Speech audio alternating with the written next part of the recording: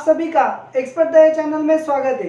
हम integration by partial fractions के problem को सॉल्व कर रहे थे और उसमें से हमने 2 लेक्चर्स में प्रॉब्लम सॉल्व भी किए। अब यहाँ पे आपके सामने कुछ अलग प्रॉब्लम्स है। आप बोर्ड पे देख सकते हो कि जो प्रॉब्लम्स आपके सामने है वो न्यूमरेटर में 1 है और डिनोमिनेटर में साइन कॉस के टर्म्स है। उसमें भी एंगल सेम नहीं है। यहाँ पे आप देख सकते हो साइन थीटा 3 + 2 कॉस थीटा, यहाँ पे एंगल सेम है लेकिन single angle double angle, single angle double angle, single angle double angle, double angle single angle, single angle single angle. तो ये प्रॉब्लम और ये प्रॉब्लम सेम है। ओके ना। तो आइडेंटिफिकेशन में देखो न्यूमरेटर में 1 होगा, डिनोमिनेटर में साइन कॉस दोनों के टर्म्स होंगे। तो यहाँ से पीछे अगर आप जाओगे तो आपके पास इसे सॉल्व करने के लिए कोई भी कैटेगरी नहीं होगी। तो यहाँ पे एक और कैटेगरी आपके पास आती है जब आप डिनोमिनेटर को न्यूमरेटर एंड डिनोमिनेटर को cos स्क्वायर x से डिवाइड करते हो। तो आपका ये जो प्रॉब्लम है ये उस कैटेगरी से भी सॉल्व होगा। कौन सी कैटेगरी है? Divide numerator and denominator by cos square x। उसके बाद आप पुटिंग करते हो, पुटिंग करने के बाद आपका प्रॉब्लम कहा जाता है थर्ड टर्म में जाता है और थर्ड टर्म से आप कन्वर्ट करते हो स्टैंडर्ड फॉर्म में और फिर स्टैंडर्ड फॉर्म से आपको आपके आंसर्स मिलेंगे। तो ये जो प्रोसेस है divide by cos square x numerator and denominator, ये जो प्रोसेस है ये लेंदी हो जाती है। तो यहाँ पे भी आप सेम टाइप के प्रॉब्लम्स को बाय पार्शियल फ्रैक्शन सॉल्व कर सकते हो। तो ये पार्शियल फ्रैक्शंस में स्पेसिफिक टाइप के प्रॉब्लम्स है। तो इसे आप कैसे सॉल्व करोगे? तो इसके लिए मैं आपको first, third and 5th number का प्रॉब्लम सॉल्व करके दूंगा। आपको सेम बेसिस पे क्या करने हैं, थर्ड की जगह मैं 4th लेता हूं, तो फिर सेम बेसिस पे आप क्या करोगे, second, third and 6th problem को सॉल्व करोगे। आपका जो 6 नंबर का प्रॉब्लम है एक टेक्स्ट बुक में अलग है, 6 नंबर का एंड 1st नंबर का प्रॉब्लम सेम है, इसलिए मैंने 6 नंबर के प्रॉब्लम को क्या किया, चेंज किया है। तो ये आपको आपके टेक्स्ट बुक में नहीं मिलेगा। तो यहाँ पे ध्यान दो, क्या है 1st नंबर का problem, I is equal to integration of 1 upon, यहाँ पे थीटा वेरिएबल का यूज किया है, sine theta into 3 + 2 cos theta. तो मैंने जैसे आपको पहले बताया, आप यहाँ इस प्रॉब्लम को कैसे सॉल्व कर सकते हो, divide numerator and denominator by cos square theta. Same type से आप सॉल्व कर सकते हो, लेकिन अब मैं आपको बाय पार्शियल फ्रैक्शन कैसे यूज करना है वो सिखाता हूँ। तो आप क्या करोगे, सबसे पहले जो ब्रैकेट के बाहर होगा उससे मल्टीप्लाई एंड डिवाइड भी करोगे। तो आपको क्या मिलेगा, is equal to integration of sine theta upon, मैंने साइन थीटा से यहाँ मल्टीप्लाई किया तो यहाँ पे क्या होगा, sine square theta into 3 + 2 cos theta into d theta. तो साइन स्क्वायर थीटा की जगह आप क्या लिख सकते हो, 1 - कॉस स्क्वायर थीटा। तो आपकी नेक्स्ट स्टेप क्या हुई, integration of sine theta into 1 - cos square theta into 3 + 2 cos theta into d theta. तो चलो अब क्या करोगे, इसे ब्रैकेट में a² - b² फॉर्म में लिखोगे तो आपको क्या मिलेगा, sign theta upon 1 + cos theta into 1 - cos theta into 3 + 2 cos theta into d theta. देखो प्रॉब्लम अब कन्वर्ट हो रहा है। तो आप क्या करोगे, यहाँ पे पुट करोगे, put cos theta is equal to t. तो इसका डेरिवेटिव क्या आएगा, minus sine theta d theta is equal to d T. तो साइन थीटा डी थीटा आपके पास है तो ये वैल्यू क्या बनेगी, माइनस डी टी। रिप्लेसमेंट दोगे तो आई आपका चेंज होगा, साइन थीटा डी थीटा की जगह आएगा माइनस डी टी अपॉन, यहाँ क्या आएगा 1 + t 1 - t 3 + 2t। ओके, तो इसे ऑब्जर्व करो आप। यहाँ पे क्या है, डिनोमिनेटर में पॉलिनोमियल है जिसकी डिग्री 3 होगी, न्यूमरेटर में पॉलिनोमियल की डिग्री क्या होगी, 1 होगी। तो ये जो है क्या है, डिस्टिंक्ट लीनियर रूट्स है और ऊपर की जो पॉलिनोमियल है उसकी डिग्री 0 है। तो ये प्रॉपर रैशनल फंक्शन है विथ डिस्टिंक्ट रूट्स। तो यहाँ आप बोल सकते हो ये क्या है, proper rational function with distinct root. क्या है आपके पास, डिस्टिंक्ट रूट आते हैं। तो आप यहाँ इसे पार्शियल फ्रैक्शन से सॉल्व कर सकते हो। पहले मैंने माइनस साइन को बाहर किया, integration of d t upon 1 + t into 1 - t into 3 + 2t। Okay, तो यहाँ मैं पार्शियल फ्रैक्शन से इसे कैसे लिखूंगा, 1 upon 1 + t into 1 - t into 3 + 2t is equal to क्या है, तीनों डिस्टिंक्ट है, so a upon first root plus b upon second root plus c upon third root, इस तरह से लिखते हैं। तो फिर क्या होगा, आप डिनोमिनेटर सेम करेंगे तो यहाँ पे क्या बचेगा, सिर्फ 1 इज इक्वल टू ये इंटू 1 प्लस टी है, ये दोनों से इसे मल्टीप्लाई करेंगे, 1 minus t into 3 plus 2t plus b into इन दोनों से इसे मल्टीप्लाई करोगे, 1 plus t into 3 plus 2t plus c into 1 plus t into 1 minus t. Okay, तो अब क्या करनी है, हमें ए बी सी के वैल्यूज फाइंड करनी है। ए बी सी की वैल्यूज फाइंड करने के लिए हम क्या कर सकते हैं, कंपैरिजन कर सकते हैं या फिर पुटिंग कर सकते हैं। पुटिंग कैसे करेंगे, चलो पहले मैंने क्या किया, t is equal to 1 put किया तो ये 0 होगा और a 0 होगा, t is equal to 1 put किया तो दोनों क्या बनेंगे 0, तो क्या बचा 1 इज इक्वल टू a 0 होगा, a 0 होगा, 1 plus 1 2 b into 2 into 3 plus 2 5, so b is equal to 1 upon 10। चलो फिर मैंने क्या किया, t is equal to minus 1 put किया, t is equal to minus 1 put किया तो a 0 होगा और a 0 होगा, मतलब ये दोनों 0 हो गए, a बचेगा, सो 1 इज इक्वल टू t की value minus 1 minus minus plus 1, so a into 2, t की वैल्यू माइनस 1 पुट किया, सो 3 माइनस 2 यानी कि 1, सो a की वैल्यू क्या मिलेगी, 1/2 मिलेगी। ध्यान से कीजिए। तो अब लास्ट में अब मुझे कुछ भी नहीं बचा तो मैं क्या करूंगा, t की वैल्यू 0 पुट करूंगा, क्योंकि ये थोड़ा सा क्रिटिकल है, 3 प्लस 2t, तो मुझे t की वैल्यू माइनस 3/2 पुट करनी होगी, तो इतना क्रिटिकल करने की जरूरत नहीं है, इसलिए मैंने सीधा t की वैल्यू क्या पुट कर दी, 0। तो यहाँ पे क्या मिलेगा आपको, 1 इज इक्वल टू a की वैल्यू हमारे पास है कितनी, 1/2, t की वैल्यू 0 की तो यहाँ बचा 1, t की वैल्यू 0 हो गई तो यहाँ बचा 3, प्लस b की वैल्यू कितनी है 1/10, t की वैल्यू 0 की 1, t की वैल्यू 0 की 3, प्लस यहाँ पे c की वैल्यू की, t की वैल्यू 0, t की वैल्यू 0 यानी क्या, यहाँ बचा 1। तो सॉल्व किया तो क्या मिलेगा, 1 is equal to 3/2 plus 3/10 plus c।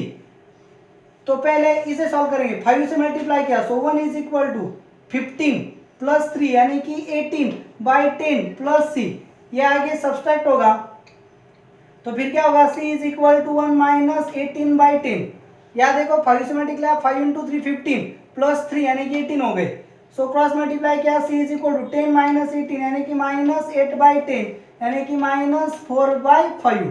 तो हमें a की वैल्यू, b की वैल्यू, c की वैल्यू मिल गई, तो यह रिप्लेस करेंगे, सो क्या मिलेगा 1 upon 1 plus t into 1 minus t into 3 plus 2t is equal to, ये a की वैल्यू कितनी मिली है हमें 1/2, 1/2 into 1 plus t, plus b की वैल्यू कितनी मिली है 1/10 into 1 minus t, plus c की वैल्यू कितनी मिली है माइनस 4/5 इंटू 3 प्लस 2t।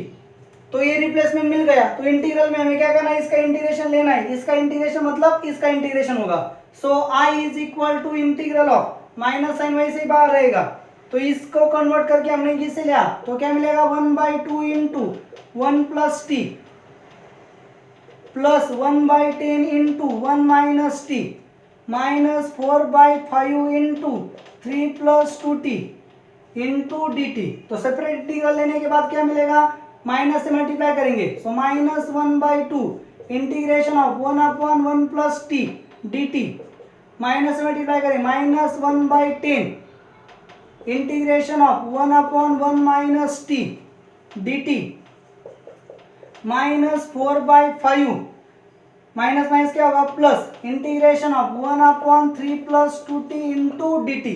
अब आपको इसे सॉल्व करने के लिए सिर्फ क्या करना है, ऑब्जर्व करना है। कैसे ऑब्जर्व करोगे आप, चलो देखो कैसे ऑब्जर्व किया आपने, 1 प्लस टी का डेरिवेटिव ऊपर है, 1 माइनस टी का डेरिवेटिव -1 चाहिए, या माइनस किया तो ये प्लस होगा, या 3 प्लस 2t का डेरिवेटिव क्या है 2 है, तो यहाँ 2 चाहिए, तो फिर 4 को 2 इंटू 2 लिखो। तो 1 स्टेप में हम अरेंज करेंगे, क्या अरेंज किया हमने, i is equal to integration of -1/2 1 upon 1 plus T D T, इसका डेरिवेटिव ऊपर है, -1/10 इंटीग्रेशन ऑफ, इसका डेरिवेटिव -1 चाहिए, so -1 upon 1 minus T D T, या प्लस था तो यहाँ प्लस करेंगे, plus 4/5 integration of 1 plus 3 plus 2t into D T. तो t इसका डेरिवेटिव 2 है, तो इस 4 को हमने क्या लिखा 2 इंटू 2। तो अब इसका डेरिवेटिव यहाँ पे, इसका डेरिवेटिव यहाँ पे, इसका डेरिवेटिव यहाँ पे, तो सीधा फॉर्मूला है -1/2 into log of mod of 1 plus t plus 1/10 into log of mod of 1 minus t plus 2/5 into log of mod of 3 plus 2t plus सी।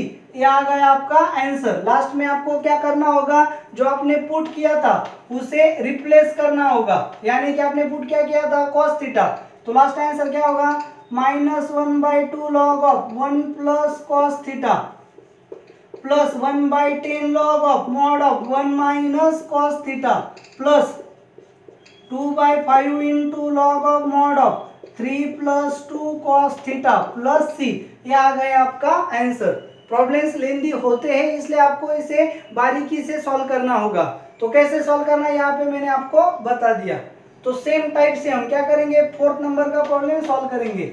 आप एक और बार अच्छे से यहाँ पे ध्यान दो।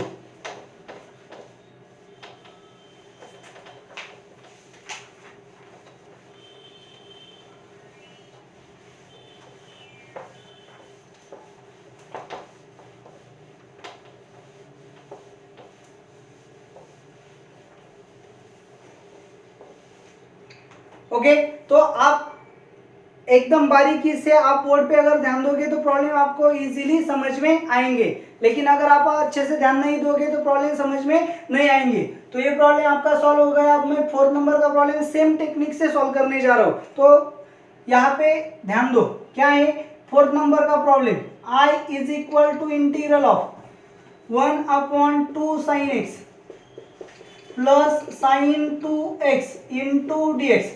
सबसे पहले हम क्या करेंगे, यह फॉर्मुलेशन यूज करेंगे। So integration of 1/2 into sine x plus sine 2x की जगह क्या आएगा 2 sin x into cos x into d x.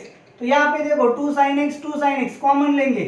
So integration of 1/2 sin x common लिया, यहाँ पे क्या रहा 1 प्लस यहाँ पे क्या रहा cos x into d x. आप अच्छे से समझ लो, जान लो कि जो बाहर होगा ना उसी से आपको मल्टीप्लाई एंड डिवाइड करना है। तो मैं sin x से मल्टीप्लाई डिवाइड करूंगा तो क्या मिलेगा 1/2 बाहर गया, इंटीग्रेशन ऑफ यहाँ आ गया sin x अपॉन यहाँ क्या होगा sin square x into 1 plus cos x into d x. चलो अच्छे से समझ लो। तो आप क्या करेंगे, साइन स्क्वायर एक्स को आप क्या पुट करोगे 1 minus cos square x is equal to sine square x. तो साइन स्क्वायर एक्स को आप क्या लिखोगे, पहले 1 माइनस कॉस स्क्वायर एक्स। अब 1 माइनस कॉस स्क्वायर एक्स को क्या लिखोगे 1 plus cos x 1 minus cos x. तो अब मैं इसे डायरेक्टली लिखता हूं, क्या आ गया 1/2 इंटीग्रेशन ऑफ साइन एक्स यहाँ पे रह गया। साइन स्क्वायर एक्स को पहले क्या लिखेंगे 1 माइनस कॉस स्क्वायर एक्स, उसको क्या लिखेंगे 1 plus cos x into 1 minus cos x into 1 plus cos x d x. Okay ना। तो फिर अच्छे से देखो यहाँ पे क्या होगा 1 plus cos x 1 minus cos x यानी कि 1 minus sine cos square x यानी कि साइन स्क्वायर एक्स। तो अब इसे अरेंज करके लिखा 1/2 integration of sine x upon 1 minus cos x into 1 plus cos x bracket square into d x. Okay, तो फिर अब क्या होगा पुट करेंगे, put cos x is equal to t, therefore इसका डेरिवेटिव क्या है minus sine x d x is equal to d t. So minus sine यहाँ आ जाएगा। So sine x d x की वैल्यू क्या आएगी माइनस डी टी। तो रिप्लेसमेंट किया तो आई की वैल्यू क्या मिलेगी 1/2 integration of minus d t upon 1 minus t into 1 plus t bracket square, minus sine बाहर आ गया, minus 1/2 integral of d t upon 1 minus t into 1 plus t bracket square. तो चलो इसे ऑब्जर्व करो, ए क्या है लीनियर रूट है, ए क्या है लीनियर है लेकिन दो बार आया यानी कि रिपीटेड है। सो न्यूमरेटर की डिग्री कितनी है 1, डिनोमिनेटर की डिग्री कितनी आएगी 3। सो न्यूमरेटर की डिग्री 1 डिनोमिनेटर की डिग्री 3 है। तो ये क्या है proper rational function.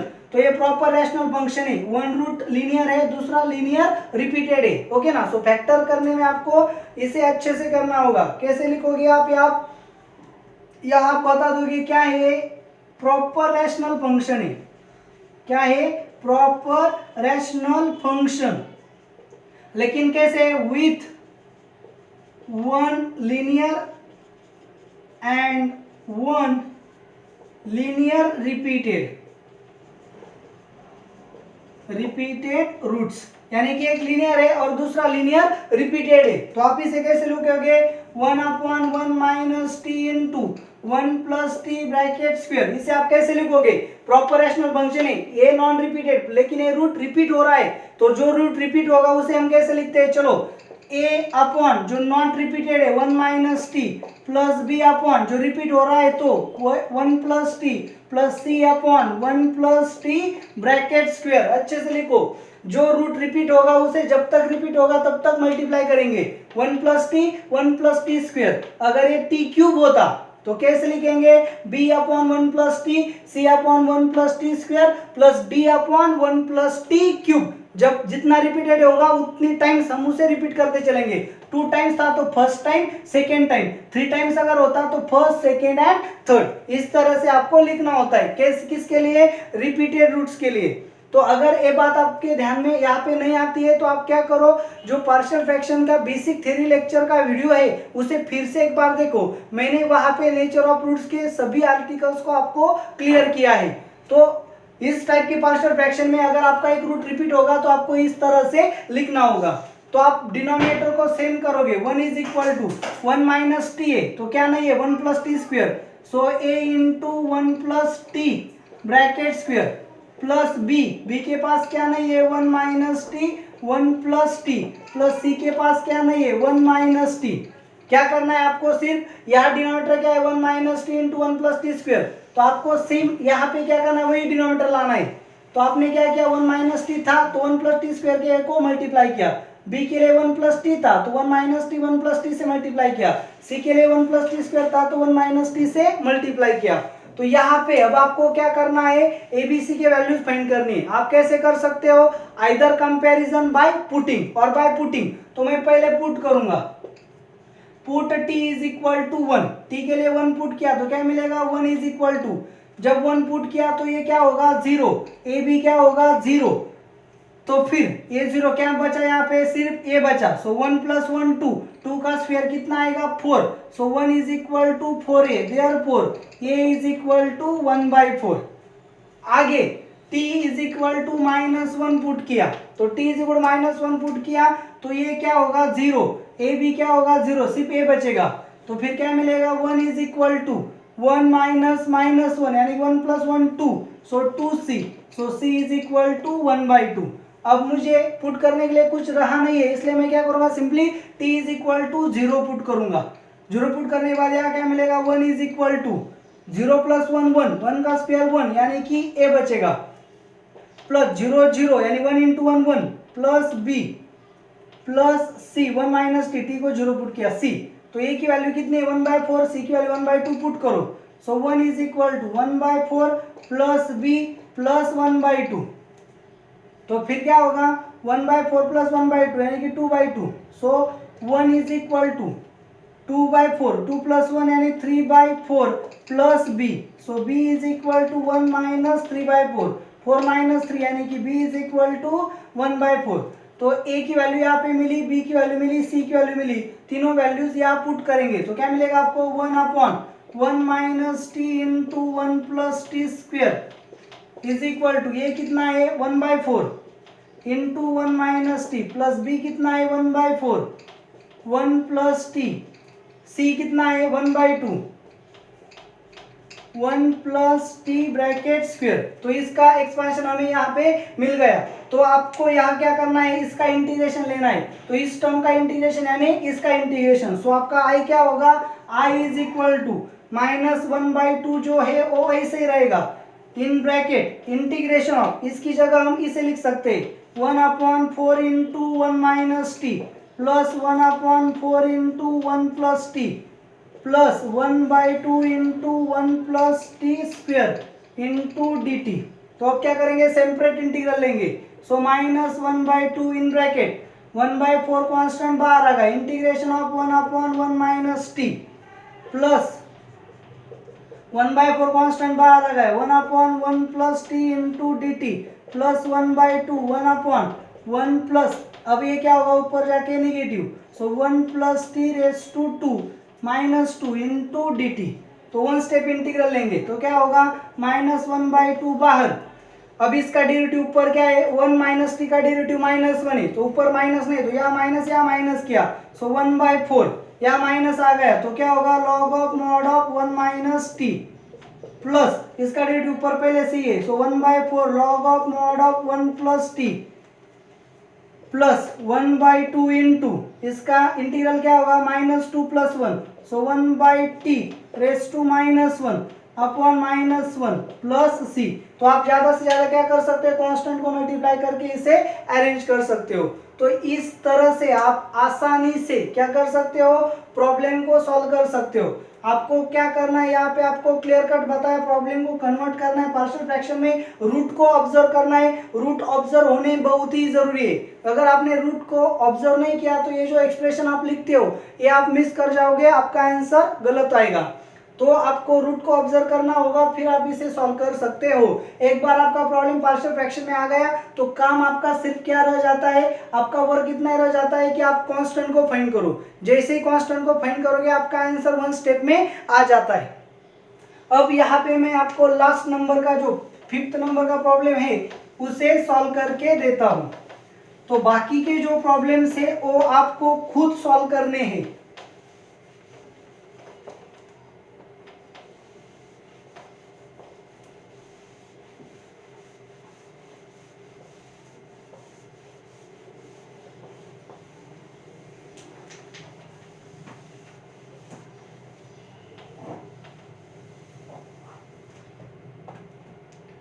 Okay, so 5th number का प्रॉब्लम है, क्या है देखो, I is equal to integral of 1 upon sine of 2x plus cos of x dx। तो सबसे पहले आप क्या करोगे, तो सबसे पहले आप साइन 2x का फॉर्मूला यूज करोगे।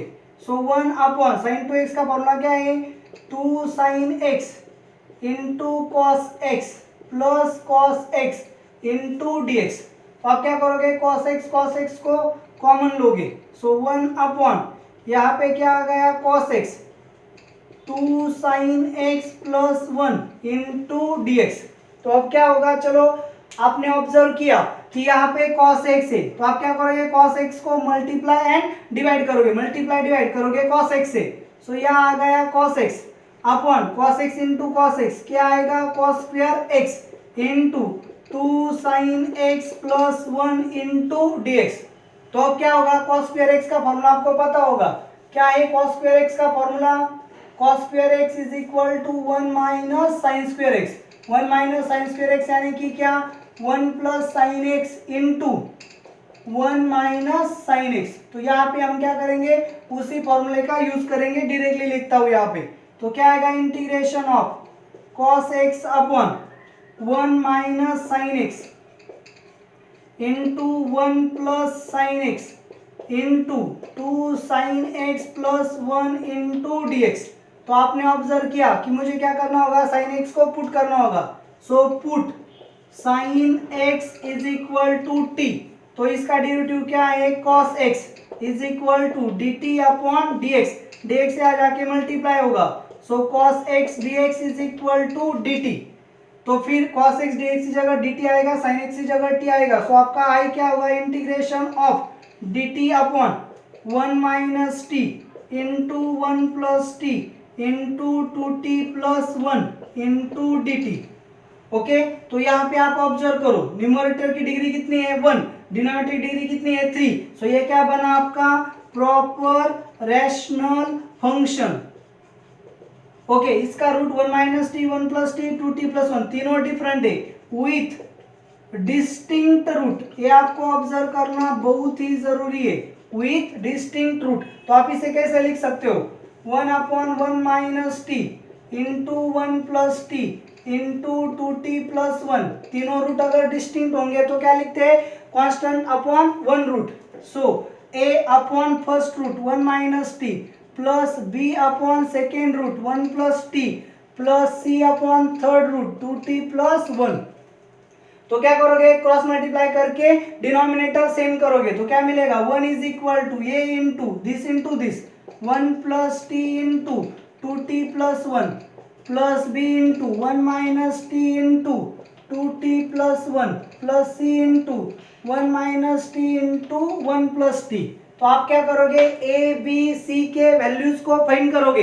वैल्यूज फाइंड करने के लिए क्या करोगे, वैल्यूज फाइंड करने के लिए आपको क्या करना होगा, पुटिंग कर सकते हो या कंपैरिजन कर सकते हो। तो मैं पुटिंग की तरह जाऊंगा, put t is equal to 1 put किया, a 0 हुआ तो यहाँ पे क्या बचेगा, 1 is equal to a into 1 plus 1 2 plus 1 3, so a is equal to 1/6। Put t is equal to -1 put किया तो ये 0 होगा, a 0 होगा तो क्या मिलेगा, 1 इज इक्वल टू 1 माइनस -1 यानी कि 2 -2 प्लस 1 यानी कि -1। अच्छे से देखो, t is equal to -1 put किया, 1 माइनस -1 यानी कि 2 हो गया, -2 प्लस 1 यानी कि -1। सो b की वैल्यू क्या आ गई, -1/2। अब क्या करते हैं, t की जगह -1/2 पुट करते, t की जगह -1/2 पुट किया तो क्या होगा, a 0 हो जाएगा, a भी 0 हो जाएगा। तो हमें क्या मिलेगा, 1 is equal to c into 1 minus -1/2 यानी कि 1 प्लस 1/2 यानी कि 3/2 इंटू 1 माइनस 1/2 यानी कि 1/2। तो फिर आपको c क्या मिलेगा, 2 2 4, सो 4/3 आपको क्या मिल गया, c मिल गया। तो आप क्या करोगे, a b c के वैल्यूज को यहाँ रिप्लेस कर दोगे तो आपको क्या मिलेगा, 1/1 minus t into 1 plus t into 2t plus 1 is equal to, a की वैल्यू कितनी है, 1/6 into 1 minus t plus b की वैल्यू कितनी है, -1/2 into 1 plus t plus c की वैल्यू कितनी है, 4/3 इंटू 2t प्लस 1। तो आपको क्या करना है, इसका इंटीग्रेशन लेना है, इसका इंटीग्रेशन मतलब इसका इंटीग्रेशन।